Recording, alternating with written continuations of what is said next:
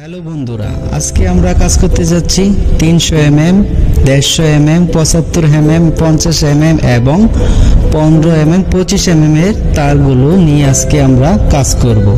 এই মসজিদটার মধ্যে আমরা আজকে যত মেইন তাবলুনগুলো রয়েছে, বেকারগুলো রয়েছে, তা আজকে আমরা কানেকশন করব। কিভাবে পাঞ্চ করে কেবলগুলো কানেকশন করতে হয় তাবলুনের মধ্যে, তা এই ভিডিওর মধ্যে আমি কিছু অংশ কাজের ফাঁকে দেখানোর চেষ্টা করব।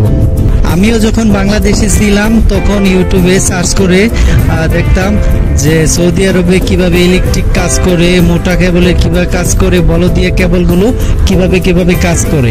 তো এই ভিডিওগুলো অনেক দেখতাম।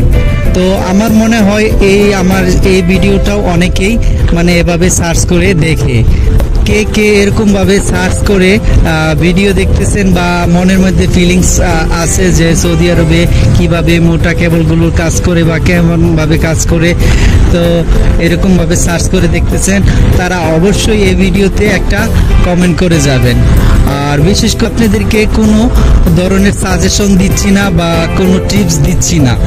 তো আমরা কাজ করি, তো কাজের মাঝে কিছু অংশ আপনাদেরকে দেখানোর চেষ্টা করি, কারণ পুরো ভিডিওটা করা সম্ভব নয়। কারণ আমরা কোম্পানিতে কাজ করি, তো সবসময় যদি ভিডিও করি বা ভিডিও করা দেখে তো এটা নিষেধ। তো কাজের পাশাপাশি কিছু অংশ আমি আপনাদেরকে দেখানোর চেষ্টা করি, শেয়ার করি।